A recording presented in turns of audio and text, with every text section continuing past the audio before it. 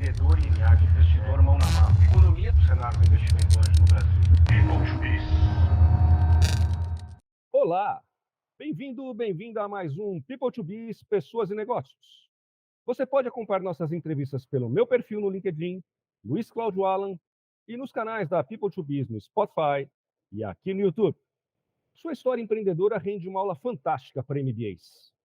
Entre os brasileiros que cortaram o mato alto da internet e do mercado de tecnologia, pode ser comparado a Bezos, Zuckerberg, Jobs, Gates e tantos outros que criaram o alicerce para o desenvolvimento do ecossistema de negócios digitais. E ele fez mais do que isso pelo mercado brasileiro. Foi um dos responsáveis por abrir as portas ao Venture Capital Internacional.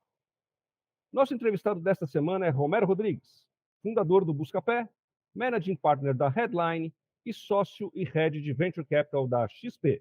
O meu mais antigo cliente, que ainda está na carteira da FirstCom e primeiro cliente da People to Biz, Romero é mais do que um parceiro de negócios. É um amigo e mentor que tive a sorte de estar ao lado desde os primeiros anos do Buscapé. Como seu assessor de imprensa, eu era um dos poucos, fora os sócios e os advogados, que sabia da negociação da venda do Buscapé para Naspers. E guardo no coração a ligação que recebi quando me chamou para confirmar a venda do negócio. Pode liberar o release, Luizão. Você é um dos responsáveis por termos chegado até aqui. Obrigado. Momentos assim na carreira a gente nunca esquece. Relembramos neste delicioso bate-papo a história do Buscapé, sua decisão de sair para se tornar investidor na Redpoint Ventures e agora as perspectivas para os próximos anos na liderança da Headline. Quando perguntei se ele acredita que o inverno já passou nos investimentos em startups e estamos começando a primavera, Romero foi, como sempre, cauteloso e deixou uma recomendação aos empreendedores. Seja paranoico no planejamento e otimista na execução. Confira agora os principais trechos da entrevista. Bom, Romero, meu amigo, obrigado por nos receber, é um prazer. Eu agradeço, Luizão. Vamos lá, queria começar do começo, lá da tua infância, né? Desde criança você já trabalhava com o seu avô, com o seu pai, no varejo, na loja de material de construção, não é isso? Empreender é um sonho desde a infância, desde criança. Parece que você teve uma ou outra empresa aí quando era criança ou adolescente. Apesar que já fundou o Buscapé meio que adolescente ainda, né? Mas conta aí teu sonho. Foi sim, Luiz. Eu acho que muito motivado, inspirado pelo meu pai, que teve também mais de um negócio. Eu sempre quis empreender e sempre fui apaixonado por ter um negócio, né? A gente nem usava a palavra empreender lá atrás, eu acho. E eu adorava, eu ia finais de semana para a loja do meu avô, adorava trabalhar lá. Depois meu pai teve uma construtora, uma empreiteira, também adorava trabalhar nas férias com ele. E sempre fui fuçador, sempre pensando em criar algum negócio. O primeiro negócio que eu tenho recordação, eu até encontrei outro dia mexendo nas coisas, época de Covid e tal, fui mexendo nos armários, achei uma agenda de 87, ou seja, eu tinha 10 anos de idade, e tinha lá uma descrição, um plano de negócio, eu nem sabia o que era plano de negócio, mas de uma empresa que ia ser 70% eu, 30% meu irmão André, que tinha 7 anos, nem sabia o que eu estava fazendo, e a gente ia cultivar minhoca e fazer vela de sabonete para vender para minha avó. Então eu sempre busquei, sempre fui fuçador.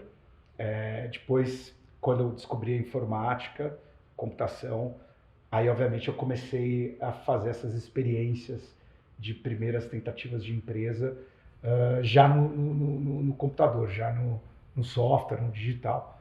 Mas, e foram várias também, editoração eletrônica, enfim, automação de casa, shopping virtual, entre várias outras coisas. Software house, que durou uns 3 anos, até chegar no Buscapé. Então você já era uma geração que chegou ao mundo bem ali no início da indústria dos microcomputadores, né? Qual que é a primeira lembrança que você tem mexendo assim no computador? Você lembra o modelo? Para que você usava? Você se recorda qual foi a primeira vez que você acessou a internet também? Qual foi a sua reação ao conhecer a rede? Lembro bem. Primeira vez que eu vi um computador na minha vida e mexi no computador na minha vida eu estava na 8ª série. Então eu tinha talvez meus 11 anos, 12, alguma coisa assim. E foi numa aula extra que tinha no colégio. Eu estudei no colégio alemão aqui em São Paulo, em Porto Seguro, e era um PC XT da Zenith com um monitor de fósforo âmbar disquete ainda de 5 e 1/4. E eu não tinha interface gráfica, não existia Windows nessa época, não existia nada. E eu me apaixonei por computação. Na verdade, eu primeiro odiei, porque o primeiro semestre era mexer no Works, que era um Office da Microsoft para aquele ambiente DOS. E eu achei, puta, eu tinha tanta expectativa, eu achei aquilo legal, mas era uma máquina de escrever, de certa forma. No segundo semestre foi programação, foi Basic. E aí eu me apaixonei por programação e nunca mais parei. Fiquei tentando convencer meu pai, consegui no ano seguinte. Meu pai comprou para casa, para a empresa, mas o computador ficava em casa, um 286. Já a internet foi muito engraçado, porque foi o meu primeiro ano de poli, lá na USP, e eu fui numa palestra sobre uma linguagem nova que a Sun estava lançando naquele ano, foi 95 isso, que era o Java. E depois da palestra, todo mundo foi para o laboratório que tinha ministrado a palestra, que era o LARC, Laboratório de Arquitetura e Redes de Computadores. E aí eu estava com o computador na frente, tinha um cara, um veterano, 2, 3 anos mais velho, e falou, você já entrou na internet? Eu falei, não. Falei, então vamos entrar aqui. Ele logou com o login dele, abriu um browser, um Netscape, Netscape raizão, aquele 1.0, e falou, o que você quer ir? O que você quer ver? Eu falei, não sei, como é que funciona isso? Ele falou, não, aqui você pode ir em vários lugares diferentes do mundo. Você pode ir para o Louvre, você pode, sei lá, visitar diferentes coisas. Eu falei, me sugere alguma coisa. Aí ele digitou playboy.com. Claro. Então eu perdi a virgindade na internet, no site da playboy.com. E obviamente demorava muito para carregar, mas quando finalmente carregou a foto da homepage do site com a capa da revista, foi exatamente o momento em que passou o professor e viu a gente com aquela tela aberta. Então realmente não tem como esquecer. Bom, essa tua história no Porto Seguro de começar a programar, então foi um caminho natural para a Poli, né, para a ciência da computação. E aí você contou esse episódio do LARP, do teu primeiro contato com a internet. E o LARP acabou funcionando então um pouco aí como uma incubadora do Buscapé, né? Conta essa história. Foi, sem dúvida nenhuma, porque o conhecimento que a gente adquiriu, os fundadores, parte dos fundadores, em relação à internet, a digital, protocolo, veio muito do que a gente aprendeu no LARC. E nessa época tinha a Poli, fazia estágio no LARC, eu tinha uma empresa com um colega meu de faculdade, o Ronaldo, que era a empresa de software de gestão, chamava Focosoft, e fazia o estágio com outro amigo meu de Poli, que era o Rodrigo. E o Rodrigo teve a dor, né, de estar procurando uma pessoa para comprar. E ele perguntou, você conhece algum site? E quando ele se referiu a algum site globalmente, porque não tinha praticamente sites no Brasil. E eu falei, não conheço nenhum site que faz comparação de produto, preço, nada disso e tal. Se a gente criasse. E aí eu chamei o Ronaldo também para se juntar ao time, já que eu tinha essa outra iniciativa com o Ronaldo. Então, literalmente essa conversa sobre a impressora e tudo mais aconteceu dentro ali do LARC. Então, apesar de, obviamente, o trabalho que a gente desenvolvia no LARC era completamente diferente do que a gente depois foi fazer no Buscapé, mas o embasamento técnico que a gente absorveu lá e, coincidentemente, o brainstorming para chegar na ideia do Buscapé aconteceram lá. E aí a empresa de software foi para o Vinagre? A gente fechou a empresa de software, passou o código-fonte para alguns clientes e focamos no Buscapé. E aí foi cada um para sua casa? Como é que foi o primeiro escritório do Buscapé? Como é que vocês começaram? Todos vocês já programavam? Nós 3 já programávamos. Qual que era a linguagem? A gente programava um monte de linguagens, mas o Buscapé ele tinha uma combinação de linguagens. A gente tinha, no começo, a gente fazia a captura, a Spider capturava os preços das lojas, era em Pro, e a busca era em CGI BIM. Depois a gente foi para ASP, depois a gente desenvolveu o nosso próprio servidor web, que só fazia busca de preço, reescrevendo o código do Apache. E aí então era C++. Então teve diferentes momentos, diferentes linguagens. Mato alto, né, Romero? Mato alto pra caramba. Mato alto mesmo. Pra quem gosta de escovar bit, a gente paginava as páginas do Buscapé com número de resultados específico para poder economizar ciclo de processador. Então Isso era cada um 4, na 8, casa, 16. vocês montaram o escritório na casa de alguém? Não, era todo mundo em casa, via ICQ, noite adentro. Na sua casa? Não, cada um na sua. Ah, cada um na sua. Cada um na sua. Vocês inauguraram o home office... Home office lá atrás, lá né? atrás, né? A gente passava o dia na faculdade, falava muito enquanto estava lá na faculdade, mas boa parte do trabalho a gente fazia à noite. Geralmente da meia-noite às 6 da manhã, porque a gente tinha que estar conectado e o telefone era caríssimo na época. E da meia-noite às 6 você tinha pulso único, né? Você pagava uma vez só a ligação e não a cada 3 minutos pagar de novo. Que era o Então, grande custo que vocês tinham. era o grande custo que a gente tinha. O resto do custo era o capital intelectual de Exatamente. você programar. E aí, como é que foi o lançamento do Buscapé? O que você lembra desse dia, quando foi pro ar? Olha, foi muito legal. Eu lembro que eu fui meu próprio assessor, eu ainda não te conhecia, fui te conhecer em 2001 só. Mas eu fiz um release, que não era um release, era um texto de marketing.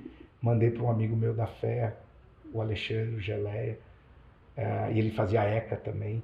E aí ele falou, pô, Romero, isso aqui não é um release, pô, é outra coisa, tem que contar como se fosse uma notícia e tal. Reescrevi, separei alguns grandes jornalistas da época, né? Então você tinha o IDG com a Silvia Bassi, você tinha uma coluna na Veja que era o hipertexto, Manuel Fernandes, se eu não me engano, enfim, Info, separei ali.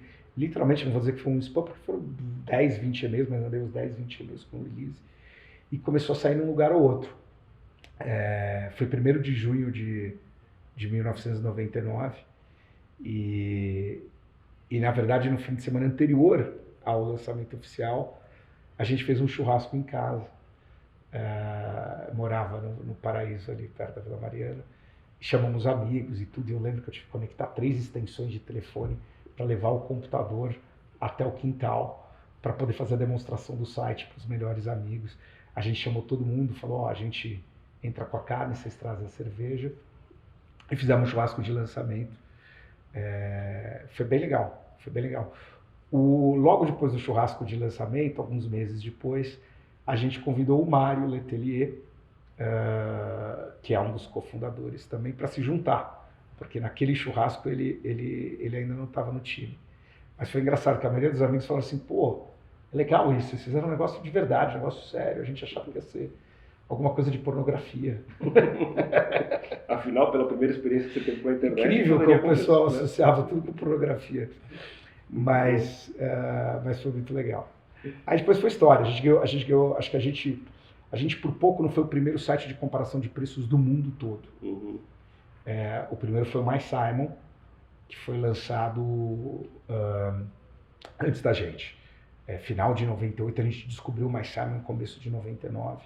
Ficamos desesperados e corremos para lançar o Buscapé. A primeira vez que vocês acharam que a empresa não ia mais para frente? A gente ficou um pouco chateado, porque parte da estratégia era ser o primeiro no mundo, para poder ganhar mídia. Mas não teve problema. Acho que o fato da gente ser o primeiro no Brasil e ser inovador o suficiente garantiu bastante divulgação na imprensa. Qual era o pitch elevator do Buscapé que você fazia para os investidores? Você já sabia fazer um pitch elevator? Vocês tiveram alguma orientação? Como é que foi essa? Não existia nada. As pessoas elas têm por granted, né, por garantido um monte de coisa que vai sendo construída pelas gerações anteriores. Esse primeiro ciclo, para você ter uma ideia, não existia a palavra startup, não existia a palavra digital. A gente falou que a gente tinha um site, depois as pessoas começaram a falar .com. Você vê a palavra startup ser usada, sei lá, meados para final dos anos 2000. Então não existia isso. Elevator pitch ou como montar um pitch. Existia um plano de negócio. Existia apresentar um plano de negócio de uma forma coesa, consistente. O primeiro plano de negócio, eu digo, o material, né, mesmo, não o pitch, que a gente teve, era bem tosco. Era tipo um Word com capítulos e descrevendo em cada capítulo o que a gente ia fazer. E no final, um orçamento, linha a linha, o que a gente ia gastar.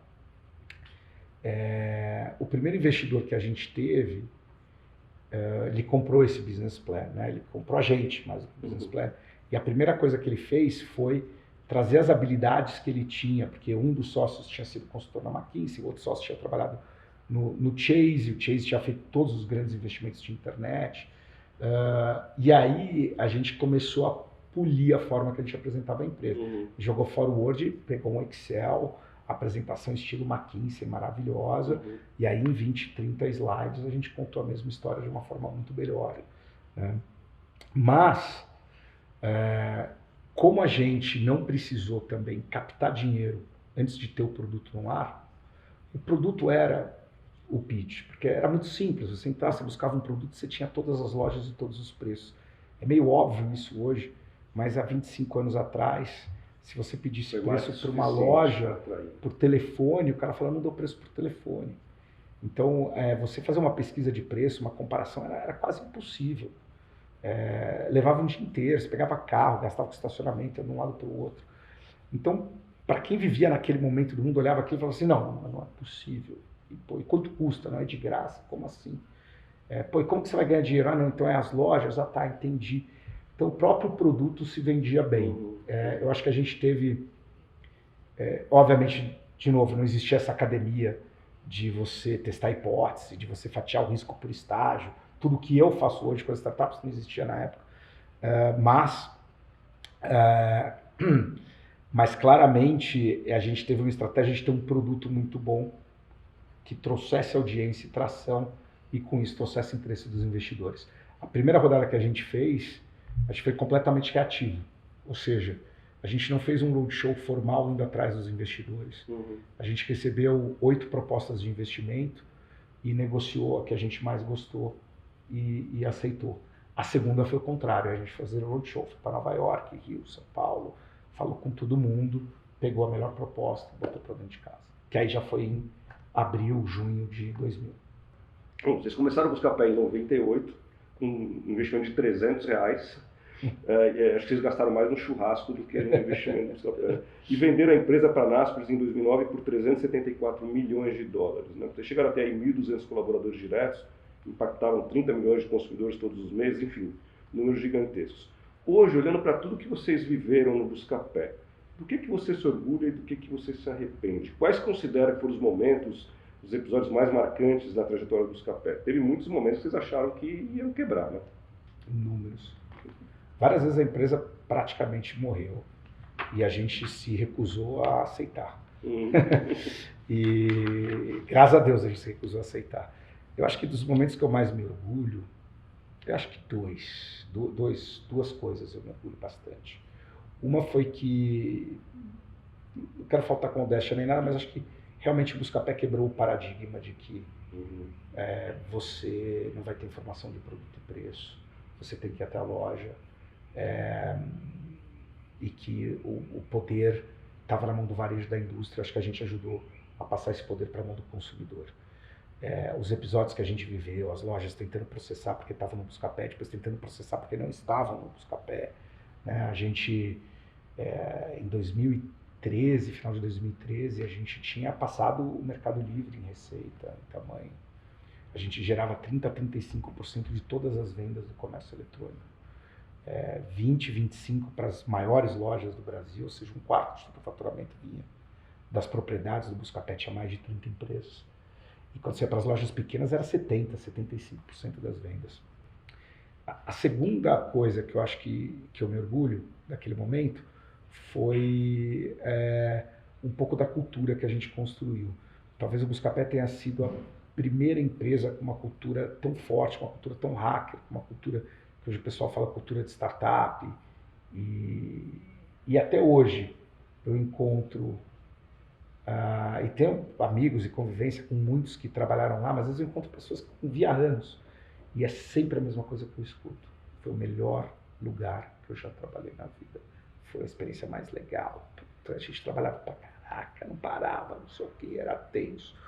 Não era fácil, mas todo mundo tinha uma paixão enorme por estar construindo aquilo. Então, eu acho que o senso de propósito, de pertencimento que a gente, sem saber, a gente não tinha, não é que a gente não tinha sido chefe, não tinha sido funcionário antes do Buscapé, mas que a gente conseguiu criar, foi algo muito especial.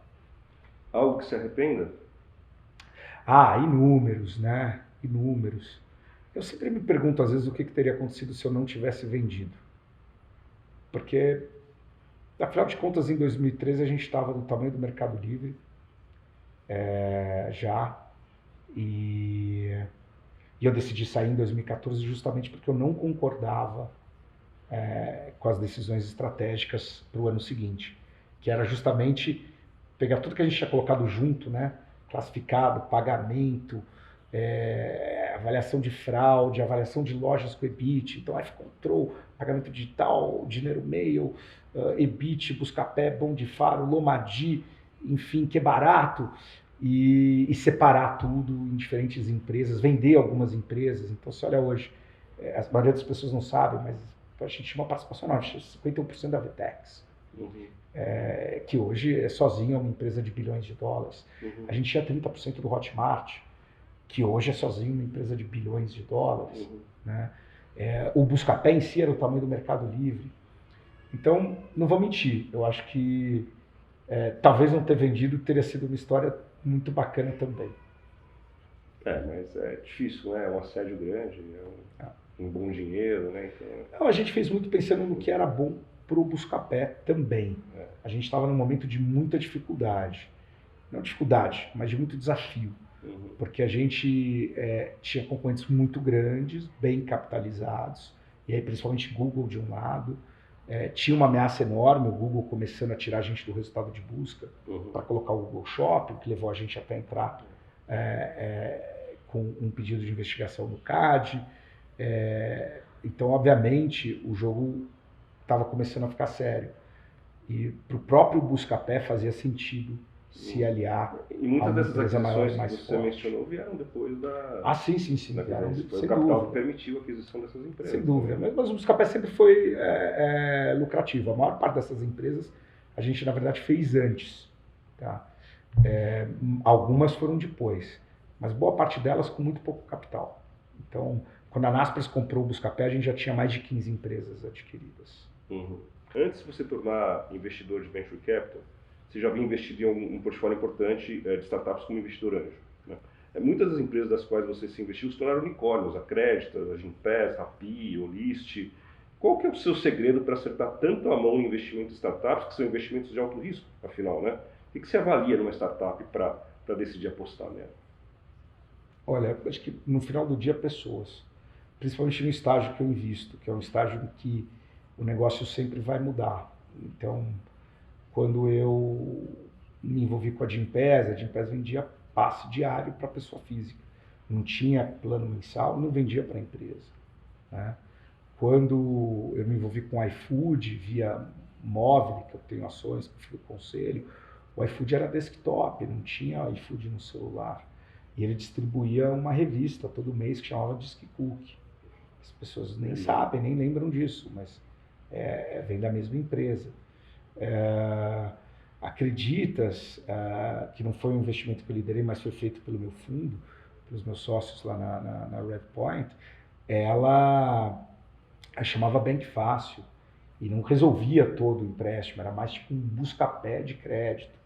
Então, é quase certo que todas as empresas vão mudar alguma coisa importante no modelo de negócio.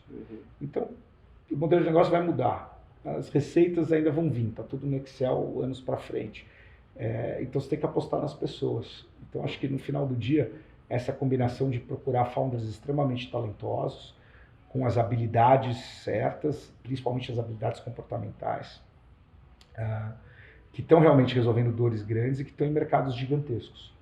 Então, você pega o investimento que eu fiz em 2016, a gente foi o primeiro e acho que o único investidor brasileiro institucional que foi a Pismo. Ainda estou no conselho, né? A transação está para ser, está aguardando os órgãos reguladores para ser aprovada, mas a Visa adquiriu esse ano por $1 bilhão.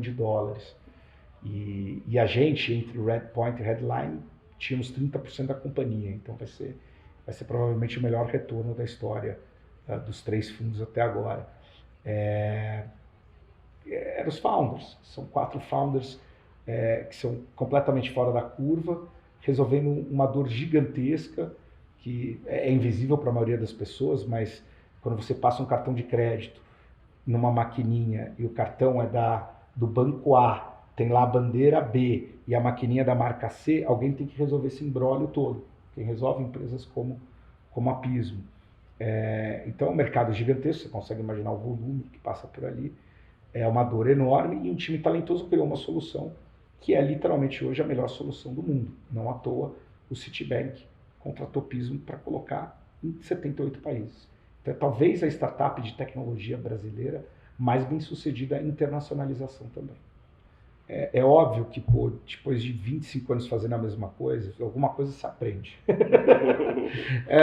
Mas eu acho que uma das características mais importantes de um bom investidor, depois de já ter selecionado, né, e estar dentro do barco, é ter muita humildade intelectual e saber que não é porque alguma coisa funcionou super bem há 10 ou 20 anos atrás, o comércio eletrônico vai funcionar hoje em saúde, o comércio eletrônico, qualquer outro setor.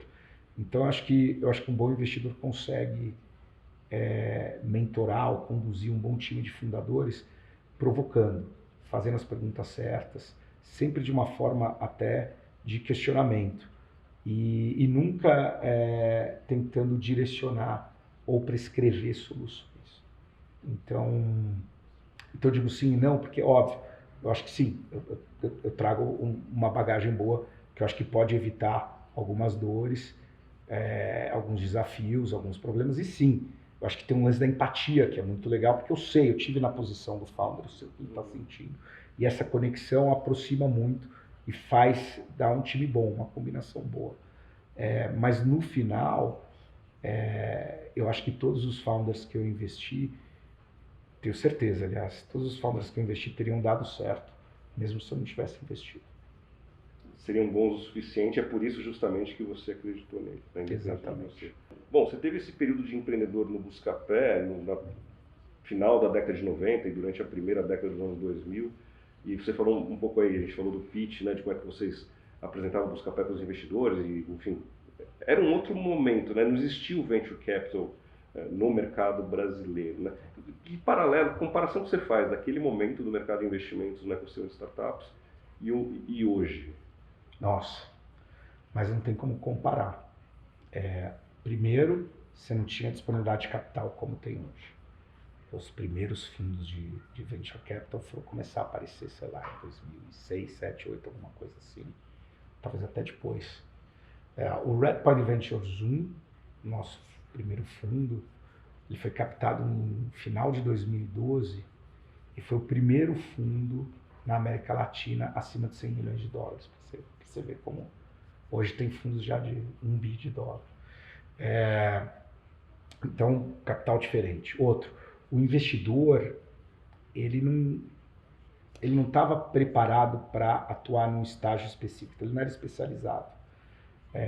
A minha rodada Seed e a minha rodada Series A, eu falava com todo tipo de gente, fundo de private equity, executivo, anjo, tinha banco querendo colocar dinheiro da tesouraria, como fez, o próprio Unibanco fez na época. Você tinha fundo de VC de fora, fundo de growth, era uma zona. Hoje não, você tem para cada estágio, para cada momento, para cada desafio que a startup vai enfrentar, um investidor especializado para aquilo. Bom, você não tinha talento, né? O nosso time era todo de estagiário. Por que era todo de estagiário no começo?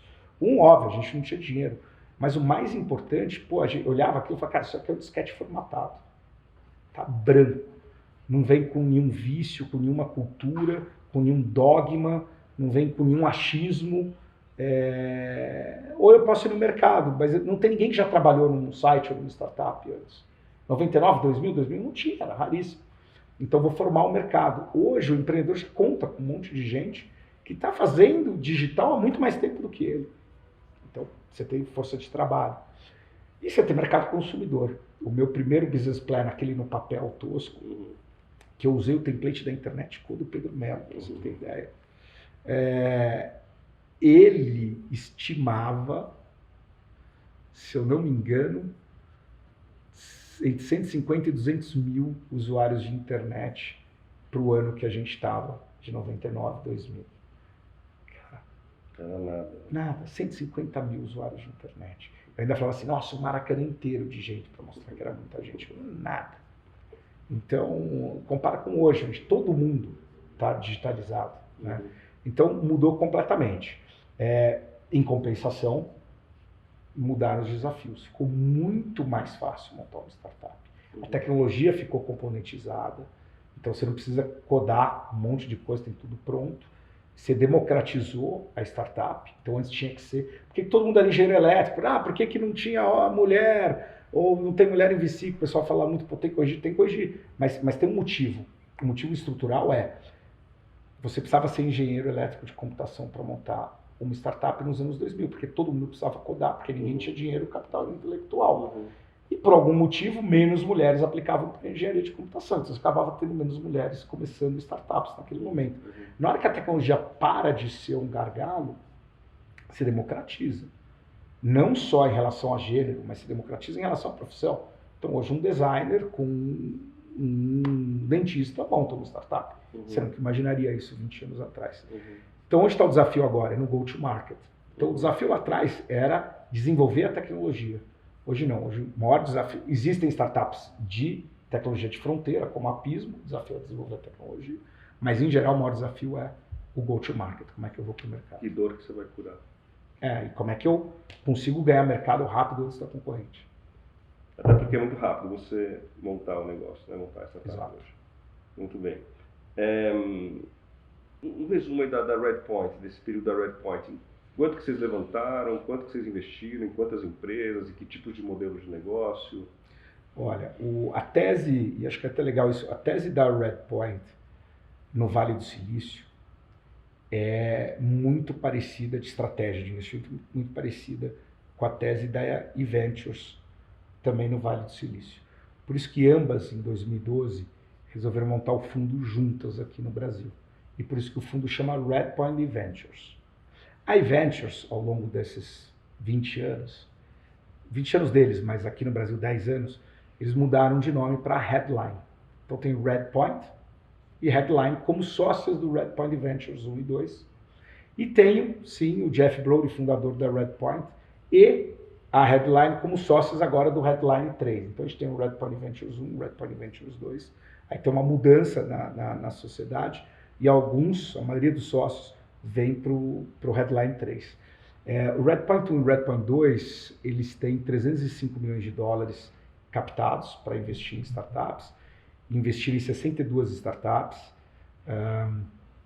São aí 5 companhias que passaram de $1 bilhão de valuation, estão no status de unicórnio, dessas 62. A mais recente, a Pismo, adquirida pela Visa que eu mencionei. Tá? E ambos os fundos já completaram o período de investimento, estão agora cuidando das empresas, ajudando esses empreendedores até a empresa um dia ou fazer IPO ou ser adquirida. Então acho que Redpoint Ventures é um pouco isso.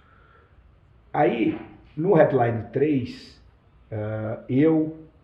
o Matias, que é fundador da Headline, Matias Schilling e o Jeff Brody, que é fundador da Redpoint, resolvemos seguir com a mesma estratégia do 1 e do 2, que é a mesma estratégia da Redpoint Estados Unidos e da Headline Estados Unidos, que é fazer o Venture Capital clássico, early stage, então principalmente Série A ou um pouco antes da Série A, eventualmente uma rodada Série B, uma rodada maior, buscando sempre uma participação sempre minoritária, mas significativa, então, em torno de 20%, participando do conselho, estando próximo dos founders.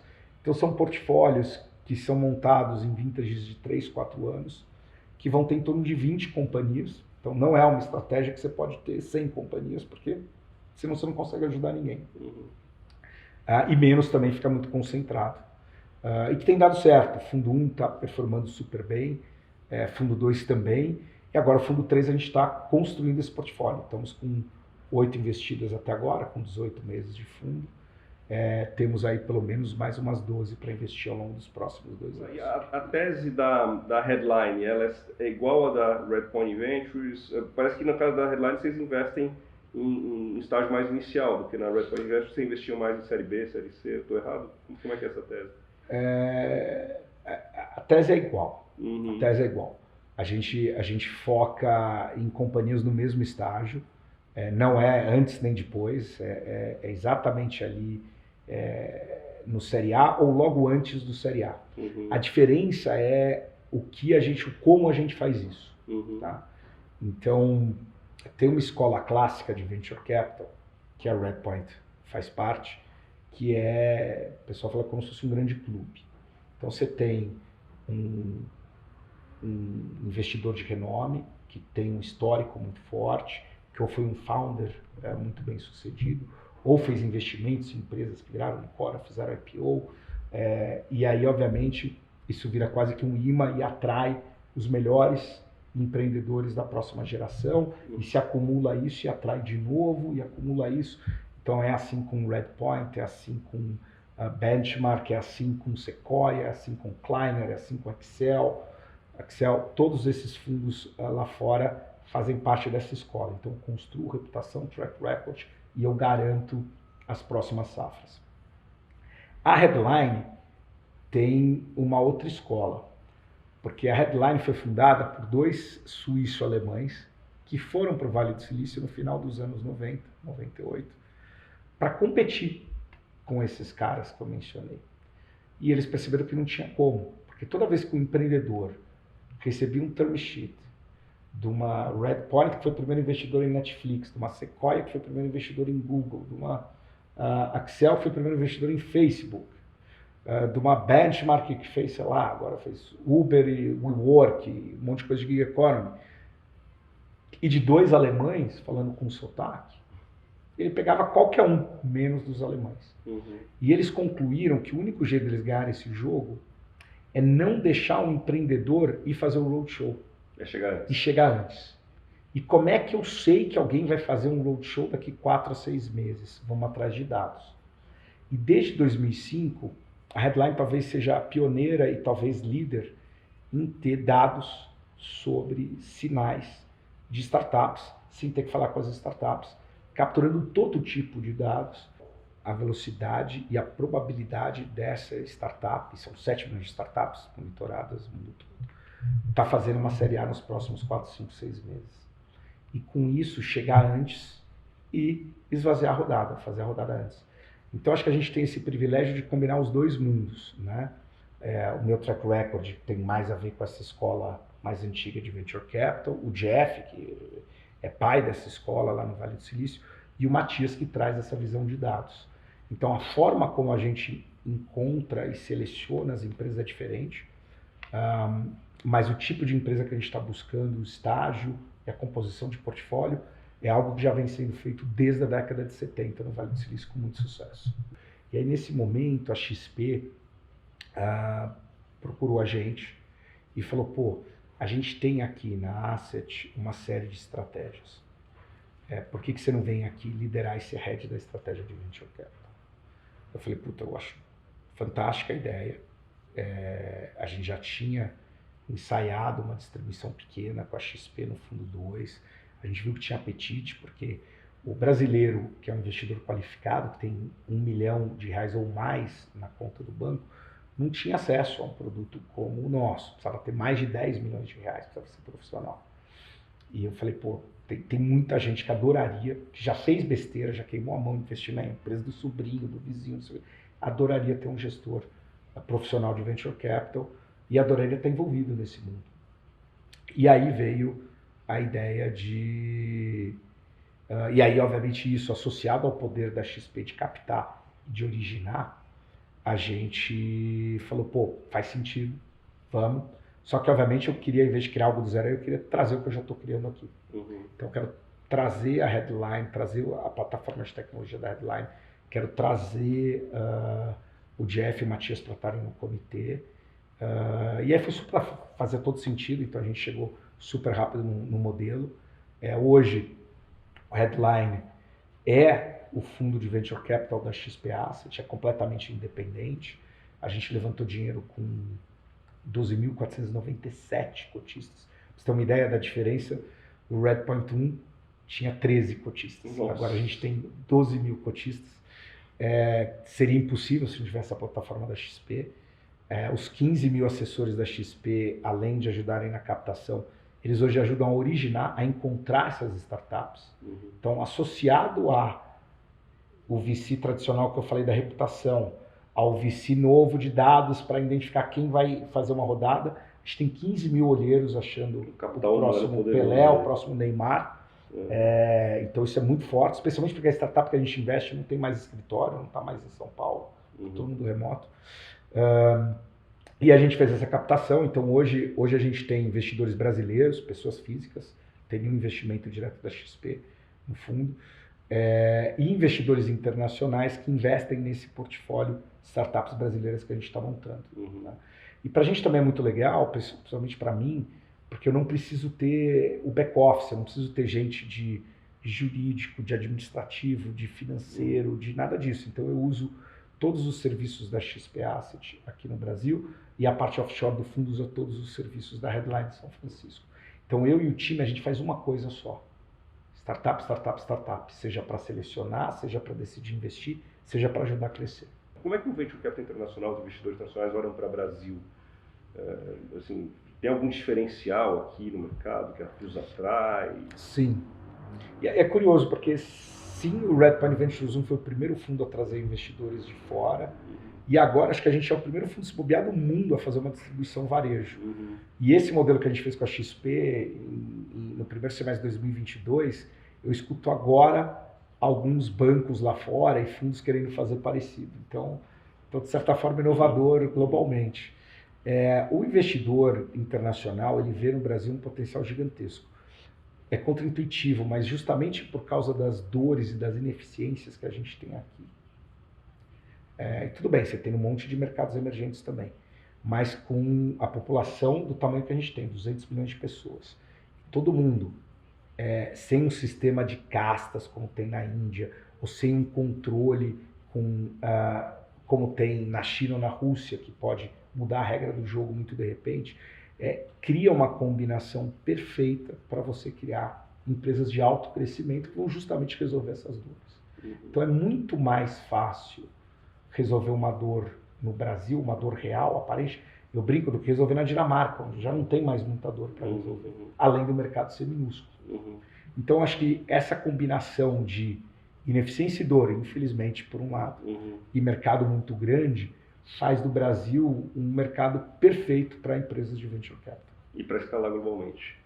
Também, que é um capítulo novo, tá? A gente, quando investe, a gente não considera que aquela startup tem que fazer expansão internacional para o case ficar de pé. Então ela precisa ser boa o suficiente para o fundo, mesmo que ela nunca vá para fora do Brasil. Dito isso, você vê de em pés o sucesso que é no mundo inteiro, talvez a startup brasileira que melhor expandiu internacionalmente até hoje. Você vê Pismo escalando 78 países no mundo, talvez a Deep Tech brasileira que melhor está representando o Brasil para dizer, olha, o Brasil tem tecnologia de ponta. Então, realmente tem um capítulo novo aí na internacionalização. Bom, a gente passou aí por um inverno, né, de investimento nos últimos 2 anos, mas mais recentemente a gente começou a escutar, a ver anúncios aí de novos investimentos, inclusive aquisições como a da própria Pismo, mais de $1 bilhão. Você acha que o inverno já passou, a gente está vendo uma primavera, vamos ver um verão? Quais são os planos da Headline para 24? Como é que você está olhando aí o mercado ano que vem, nos próximos anos? Olha, eu acho que no meu portfólio, vira e mexe algum founder falando, não, então estou planejando captar agora, em 2024. Não sei se setembro ou outubro. Eu falo, pá, não existe isso. Por quê? Tem muita incerteza. Você vê, a gente está conversando aqui, teve a última super quarta do ano, o Paulo foi super dovish, foi super pró-mercado, falou que talvez já comece a reduzir antes, o mercado hoje está bombando, ontem também, todo mundo super otimista.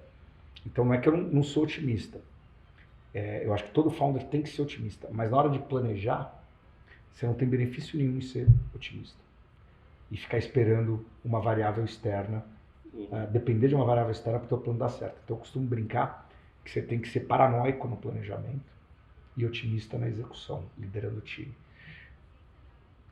E nesse tom, nesse tipo de pensamento, eu ainda sou muito cauteloso. Porque a gente vê muita estatística de muito fundo com muito dinheiro. Mas tem muito fundo com muito dinheiro que investiu bastante em 2021. E está com marcações ruins. E tem que guardar esse dinheiro para talvez ajudar essas companhias. Tem muito fundo que está com dinheiro, mas está com medo de investir todo o dinheiro, porque não sabe quando vai levantar outro fundo. Porque você não tem sinalização dos investidores de fundo de Venture Capital, que eles queiram investir já de novo em Venture Capital. Porque com a Treasury estava 4, e Treasury tem 10 anos, há 2 meses atrás estava 4,90. Hoje está 3,90. Legal, então se continuar assim, acho que vai voltar dinheiro. Então sim, acho que o inverno passou, os sinais são positivos, mas eu acho que a primavera está ali na frente, possivelmente. Mas eu não tenho a tranquilidade, se eu fosse um empreendedor, um founder, eu também não teria, de contar que a gente vai ter liquidez no mercado, seja aqui, seja lá nos Estados Unidos. E não por acaso, apesar de todos esses sinais bons, o último TRI, agora, o terceiro TRI do ano passado, terceiro TRI agora desse ano, foi recorde absoluto de startups fechando na história. Justamente por isso. Então eu acho que sim, passou, mas não quer dizer que agora as coisas vão começar a melhorar. Elas vão parar de piorar. Não vão voltar para o patamar. Elas vão demorar bastante tempo para voltar num patamar de 2017 e 2018. Não digo de valuation, digo de liquidez em geral. Valuation pode voltar antes. O pessoal, quem ainda está pensando, esperando voltar para 2021, não entendeu o que aconteceu em 2021. E realmente foi um cisne negro. Para a gente ter o volume de dinheiro que foi impresso por todos os bancos centrais simultaneamente, no mundo todo, porque não foi só um, foram todos, você precisa ou de outra pandemia ou de uma guerra mundial. Então, assim, se não tiver nenhum desses 2 eventos, não vai voltar para A pandemia acelerou muito a digitalização, né? Não, sim, mas criou uma distorção no valor de todos os ativos. Sim. Porque era tanto dinheiro que você pega... Bom, Dogecoin. Né? Dogecoin você lê e está escrito, isso aqui é um meme, a gente fez isso como uma brincadeira. Subia 10 vezes, o cara falou, o cara tá falando isso, mas na verdade eu acho que eles vão depois bolar alguma coisa. Bolar o quê? Tem um monte de gente com projeto sério, tentando fazer um projeto sério e não é fácil. O cara que fez o meme vai fazer um projeto sério. Então assim, todos os ativos descolaram de preço, de carro usado, a moda, a relógio, adivinha o quê? Startup. Então aquilo não é real. 18 pode ser real. Pós-pandemia, irreal. E os planos da Headline para 24? Então, eles são mais cautelosos, são mais agressivos? Quanto vocês vão investir? Quantas empresas? Que setores? A gente está numa situação boa e que a gente tem que aproveitar, que é o fato de que os valuations estão ajustados. A gente tem poucos fundos que estão captados pós-21, 22, e que estão com esse capital fresco, que não estão com nenhum investimento com os valuations loucos de antigamente. Então a gente consegue passar bastante tempo conhecendo os empreendedores, aprofundando nas teses. Então a gente vai seguir investindo e montando esse portfólio no ritmo que a gente se comprometeu. Então bem dentro do ritmo. Então esse ano, a gente fez o primeiro investimento em dezembro do ano passado. Esse ano a gente fecha o ano com mais 7 ou 8 investimentos, dependendo aí que acontecer nas próximas 2 semanas, que é um ritmo bom, 7 investimentos por ano, era o planejado. Então, ano que vem, eu não imagino diferente, a gente deve seguir esse ritmo de investimentos. Seguimos agnósticos de setor, então a gente investe em fintech, em saúde, em comércio eletrônico, em logística, em seguros, investe em marketplace, investe em software bastante, então não tem nada relacionado a setor. A gente é focado em Brasil, então eu acho difícil a gente investir em uma startup que seja em algum país da América Latina fora Brasil. A gente fez isso no Redpoint 1 e no Redpoint 2, acho que isso é um ajuste na tese que a gente fez para a tese de Venture Capital, de Early. Porque Early não adianta, você tem que estar perto, você tem que entender daquele mercado, você tem que saber o que está acontecendo. Por mais que o México pareça perto, a Argentina, o Uruguai, o que seja, eu não sei exatamente o que está acontecendo lá. Enfim, otimista. Em relação a isso, otimista. Tem uma descorrelação gigantesca economia, crise e tecnologia. As maiores safras, as melhores safras de investimento em tecnologia sempre foram em períodos difíceis, em vintages difíceis. Então, eu acredito que esse vintage que a gente está vivendo agora é muito especial por isso. Não só para quem está investindo, mas mesmo para os empreendedores. E muitas vezes não é óbvio, mas em 2021 você ia levantar 10, 15 milhões de dólares. E você ia ter 3, 4 competidores que vão levantar 10, 15 milhões de dólares. Hoje você vai levantar só 3. Mas ninguém mais vai levantar. A chance de você dar certo e ser grande hoje é maior do que em 2021. Você fala, como assim? 5 vezes menos dinheiro. Você tem 100% do dinheiro que vai ser colocado na tese. Mesmo que seja só 3. Antes você ia ter 20% do dinheiro. Quando antes era 20%, vamos supor que na sua tese é importante uma parceria com uma grande corretora. Hoje só você vai bater na XP. Antes os 5 iam bater. Hoje só você vai contratar Dev. Os 5 iam contratar. Só você vai comprar sua palavra-chave no Google. Os 5 iam ficar se disputando. A concorrência é bem menor. Então, essa desertificação em volta das teses fazem os ganhadores. Então, acho que para empreender é muito melhor agora do que antes. Bom, vocês são agnósticos, mas qual que é a previsão que você faz para o mercado de tecnologia no próximo ano, nos próximos anos? Você acha que a inteligência artificial vai continuar sendo a grande protagonista? Deep Tech, Web3, blockchain, enfim, o que você está vislumbrando aí para os próximos anos? Eu acho que a AI segue com bastante protagonismo. A gente viu só a primeira derivada de AI, que são os grandes modelos montados, precisa de um dinheiro, montado pelos grandes players. O que eu acho que a gente vai começar a ver agora são empresas que têm um diferencial, começando a criar seus próprios modelos, a tunar esses modelos. Então, assim, a empresa X está usando AI para fazer customer service. Para mim isso não é AI. Para mim, se alguém pegar uma... que eles falam assim, eu uso o Excel. Tá bom, mas você não é a Microsoft que fez o Excel. Uma coisa é você fazer o seu modelo.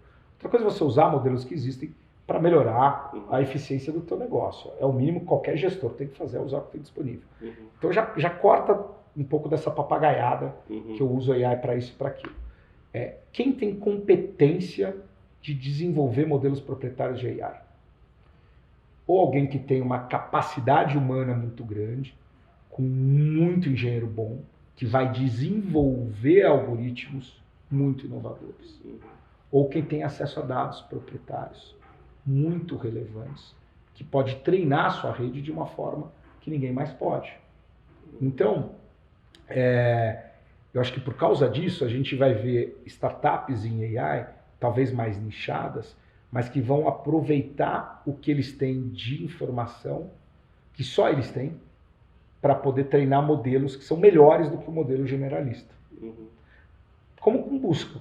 Você tinha buscas genéricas, você encontra tudo, mas não com muita qualidade. E naturalmente você tinha as buscas verticais, que tanto eram melhores que os maiores buscadores do mundo começaram a criar suas buscas verticais. Hotel, avião, música, filme, o que seja, preços. Né? Então acho que a mesma coisa se repete com o AI. E na hora que você pega essa segmentação dos modelos, você tem muitos dados. Eu acho que os modelos genéricos vai ser difícil a gente ver alguma coisa no Brasil, mas esses modelos já segmentados, você tem muita empresa, por exemplo, no Brasil, que tem muita informação que tem um contexto brasileiro, que nunca uma OpenAI, uma Gemini do Google, ou quem seja, vai conseguir ter esse tipo de profundidade. Então acho que sim, AI é um setor. Tem muita coisa em fintech, sem dúvida nenhuma, ainda é um mercado grande, a gente vai ver muita coisa acontecendo. Saúde, eu acho que a gente está faz tempo esperando alguma startup gigantesca em saúde.